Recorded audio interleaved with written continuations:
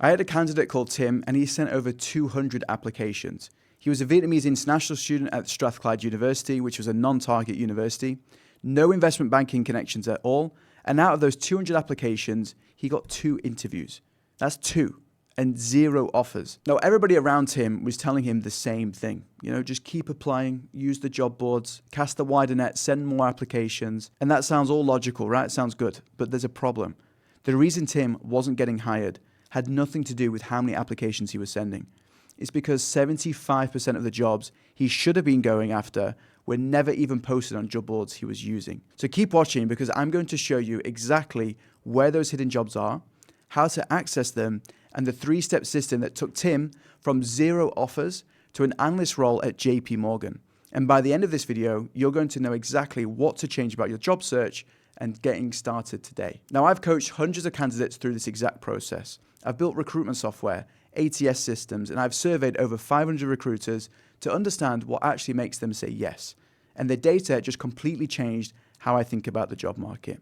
So this isn't theory, it's tested, it's proven across all industries and all geographies. Now, before I break down this system for you, I need to give you some really important context on why this approach you're probably using right now just doesn't work anymore. So the average number of applications per role right now is 160. That's the highest it's been in 30 years. So just take that in for a minute. 160 people for every single role. And at the same time, vacancies have dropped by 32% since 2020.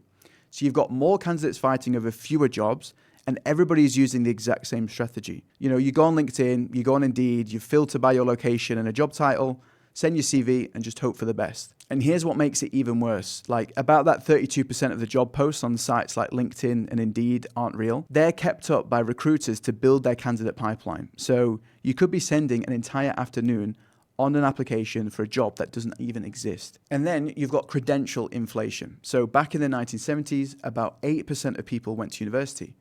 Now it's closer to 60%. So a degree used to genuinely make you stand out. Now it just gets you into a queue. Everybody has one. And you're seeing it with the big firms as well. So PwC, a big consulting firm, they just cut 5,000 roles globally. They hired over 1,000 graduates last year, but they're now pulling back on future hiring because AI is just replacing entry-level work faster than anybody expected. So why am I telling you all of this? Now, really importantly, I don't want to scare you. That's the last thing I want to do. I just want to give you clarity on what you're actually up against, because once you understand that, the solution is going to make it a lot more sense. So here's the thing that just changes everything. About 75% of the jobs are never posted publicly. They get filled through networking, through internal referrals, conversations that happen before a job ad ever goes live. And this is what I call the hidden job market. So the old way of job searching is you go on LinkedIn, Indeed, Glassdoor, you filter by role and location, and then you apply. And the problem with this is that you're only seeing about 25% of what's actually out there. And for that 25%, you're competing with 160 other people for every single one. So the new way is you stop relying on job boards as your main strategy, and you start accessing that other 75%. And the way to do that is through a proper networking system. And I don't mean random LinkedIn messages. I'm not talking about, hey, I'm looking for a job. Let me know if you've heard of anything. That just doesn't work, and everybody can tell that you're desperate. I'm talking about targeted, data-driven approach that actually gets responses and actually builds genuine relationships. So let me show you how exactly this works. Now, I had a client called Alexia, and she was a Romanian international student, and she came from a non-finance background. She studied biomedical engineering at university. She didn't have any connections in the industry at all. And she spent 3 months applying to everything she could to find in wealth management, and she got 0 interviews, not even one. 3 months of work and absolutely nothing to show for it. So what we did is we completely changed her strategy. Instead of applying, she started reaching out directly to people on LinkedIn, and the method is actually pretty simple.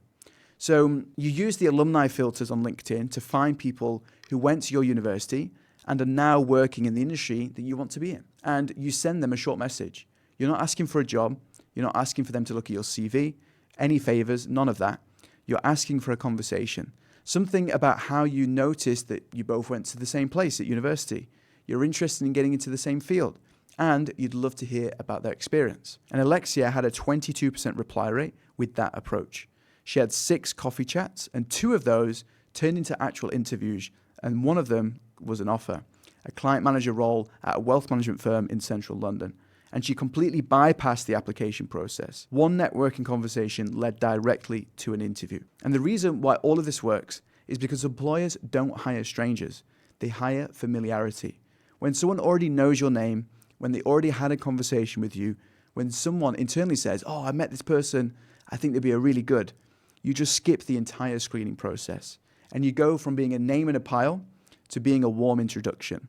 And cold applications into warm conversations. And by the way, if you want help finding the right people to reach out to, I've put together a free contact list with over 800 decision maker contacts across different industries, and the link is in the description. And this is the exact thing that happened with Tim. So remember, 200 applications, 0 offers. When he switched to this networking approach and stopped relying on job boards, he landed his analyst role at JP Morgan. And it came purely through networking. Not a single application got him the job. The applications were never going to work because he was a non-target international student and his CV was getting filtered out before a human even looked at it. But when someone at the firm already knew his name and he was already spoken to him, none of that even mattered. So the third piece is making sure that when you do get in front of someone, whether that's a networking call or an actual interview, you actually stand out. Now, I surveyed 500 recruiters and interviewers, and 86% of them told me they reject candidates based on communication style, not competency. So it's not that you don't have enough experience. It's that you're not communicating in a way that actually resonates with people. And I see this all the time. Candidates with genuinely impressive CVs who just look and sound like everybody else when they open their mouth. What they do is they give textbook answers.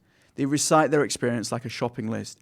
And the hiring manager is just sitting there thinking, this person's okay, but there's nothing memorable about them. So what you need is a clear personal brand story. And I don't mean some rehearsed elevator pitch.